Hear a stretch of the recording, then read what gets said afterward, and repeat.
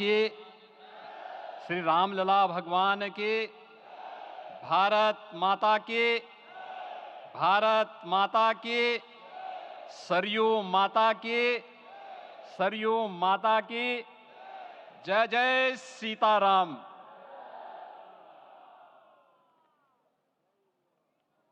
रामोत्सव के आज के इस कार्यक्रम के मुख्य अतिथि दुनिया के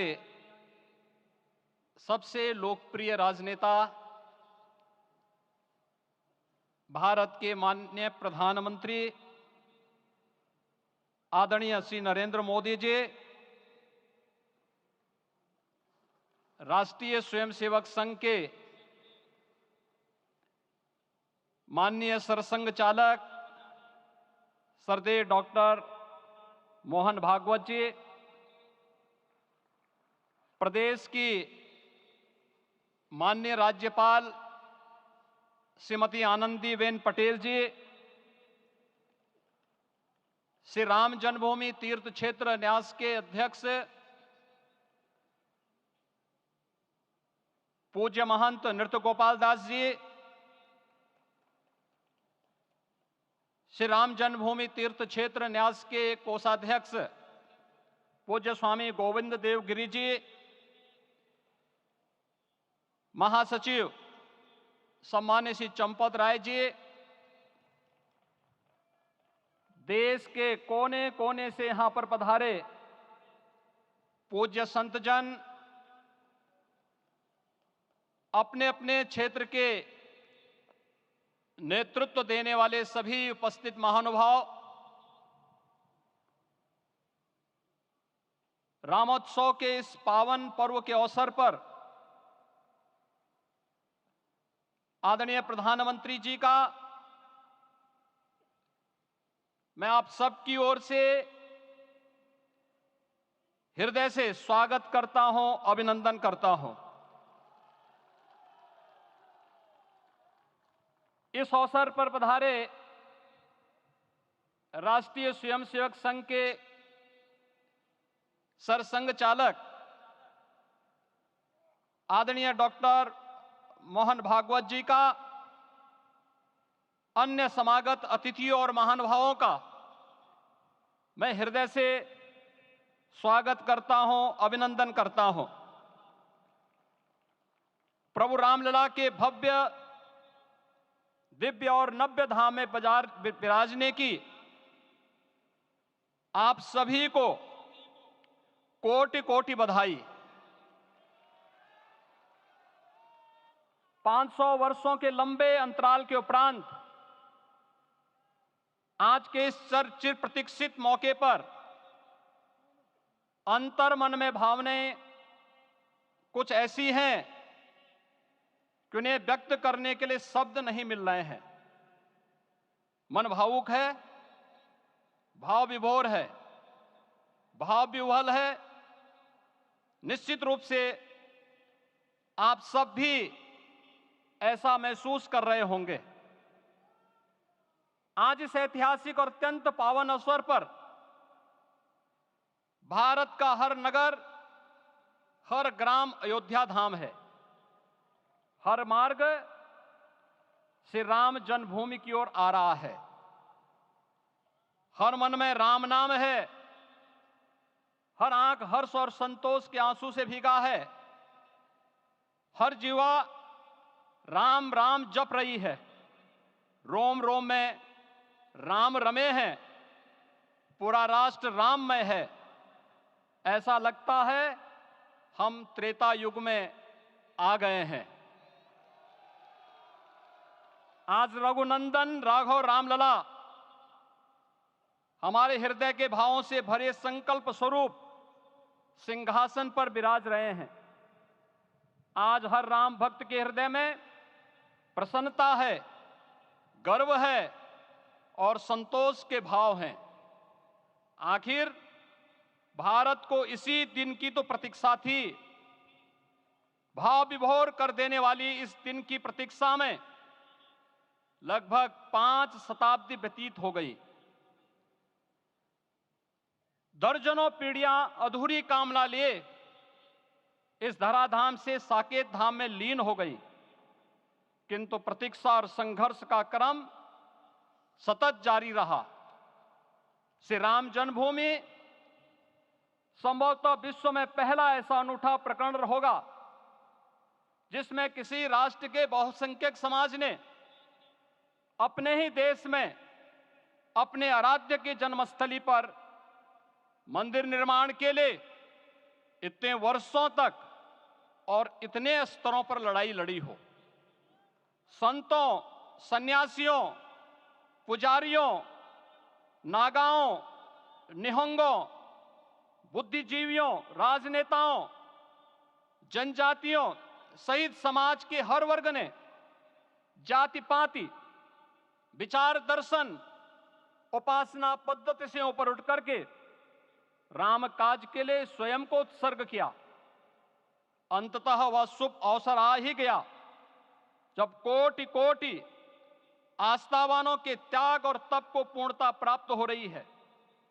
आज आत्मा प्रफुल्लित है इस बात से कि मंदिर वही बना है जहां बनाने का संकल्प लिया था। संकल्प और साधना की सिद्धि के लिए हमारी प्रतीक्षा की इस समाप्ति के लिए और संकल्प की पूर्णता के लिए आदरणीय प्रधानमंत्री श्री नरेंद्र मोदी जी का हृदय से आभार और अभिनंदन। माननीय प्रधानमंत्री जी, 2014 में आपके आगमन के साथ ही भारतीय जनमानस कह उठा था कि मोरे जिय भरोस दृढ़ सोई, मिलहि राम सगुन शुभ होई। अभी गर्भगृह में वैदिक विधि विधान से रामलला के बाल विग्रह के प्राण प्रतिष्ठा को हम सब साक्षी बने हैं। अलौकिक छवि है हमारे प्रभु की, बिल्कुल वैसे ही जैसे तुलसीदास जी ने कहा कि नव कंज लोचन कंज मुख कर कंज पद कंजारुणम। धन्य है वह शिल्पी जिसने हमारे मन में बसे राम की छवि को मूर्त रूप प्रदान किया है। विचारों और भावनाओं की विहलता के बीच मुझे पूज्य संतों और अपनी गुरु परंपरा का पुण्य स्मरण हो रहा है। आज उनकी आत्मा को असीम संतोष और आनंद की अनुभूति हो रही होगी। जिन परंपराओं की पीढ़ियां श्री राम जन्मभूमि मुक्ति यज्ञ में अपनी आहुति दे चुकी है, उनकी पावन स्मृतियों को मैं यहां पर कोटि कोटि नमन करता हूं। श्री राम जन्मभूमि महायज्ञ न केवल सनातन आस्था और विश्वास की परीक्षा का काल रहा, बल्कि संपूर्ण भारत को एकात्मता के सूत्र में बांधने के लिए राष्ट्र की सामूहिक चेतना जागरण के ध्येय में भी सफल सिद्ध हुआ है। सदियों के बाद भारत में हो रहे इस चिर प्रतीक्षित नवविवाह को देख अयोध्या समेत पूरा भारत का वर्तमान आनंदित हो उठा है। भाग्यवान है हमारी पीढ़ी जो इस राम काज के साक्षी बन रहे हैं, और उससे भी बड़भागी हैं वो जिन्होंने सर्वस्व इस राम काज के लिए समर्पित किया है और करते चले जा रहे हैं। जिस अयोध्या को अवनी की अमरावती और धरती का वैकुंठ कहा गया, वह सदियों तक अभिषिप्त थी, उपेक्षित रही, सुनियोजित तिरस्कार झेलती रही। अपनी ही भूमि पर सनातन आस्था पद्दलित होती रही, चोटिल होती रही, किंतु राम का जीवन हमें संयम की शिक्षा देता है और भारतीय समाज ने संयम बनाए रखा। लेकिन हर एक दिन के साथ ही हमारा संकल्प और भी दृढ़ होता गया, और आज देखिए पूरी दुनिया अयोध्या के वैभव को निभा रही है। हर कोई अयोध्या आने को आतुर है। आज अयोध्या में त्रेतायुगीन वैभव उतर आया है। दिख रहा है यह धर्मनगरी विश्व की सांस्कृतिक राजधानी के रूप में प्रतिष्ठित हो रही है। पूरा विश्व दिव्य और भव्य अयोध्या का साक्षात्कार कर रहा है। आज जिस सुनियोजित एवं तीव्र गति से अयोध्यापुरी का विकास हो रहा है, वह प्रधानमंत्री जी के दृढ़ संकल्प, इच्छा शक्ति और दूरदर्शिता के बिना संभव नहीं था। कुछ वर्ष पहले कल्पना से परे था कि अयोध्या में एयरपोर्ट होगा, यहां के नगर के भीतर 4 लेन की सड़कें होंगी, सरयू जी में क्रूज चलेंगे, अयोध्या की खोई गरिमा वापस आएगी। लेकिन मित्रों, डबल इंजन की सरकार के प्रयास से आज आप सबके सहयोग से यह सब साकार हुआ है। सांस्कृतिक अयोध्या, आयुष्मान अयोध्या, स्वच्छ अयोध्या, सक्षम अयोध्या, सुरम्य अयोध्या, सुगम्य अयोध्या, दिव्य अयोध्या और भव्य अयोध्या के रूप में पुनरुद्धार के लिए हजारों करोड़ रुपए वर्तमान में यहां पर भौतिक विकास के लिए लग रहे हैं। राम जी की पेड़ी, नया घाट, गुप्तार घाट, ब्रह्मकुंड, भरत कुंड, सूरज कुंड, विभिन्न कुंडों के कायाकल्प, संरक्षण, संचालन, रखरखाव के कार्य हो रहे हैं। रामायण परंपरा की कल्चरल मैपिंग कराई जा रही है। राम वनगमन पथ पर रामायण वीथिका का निर्माण हो रहा है।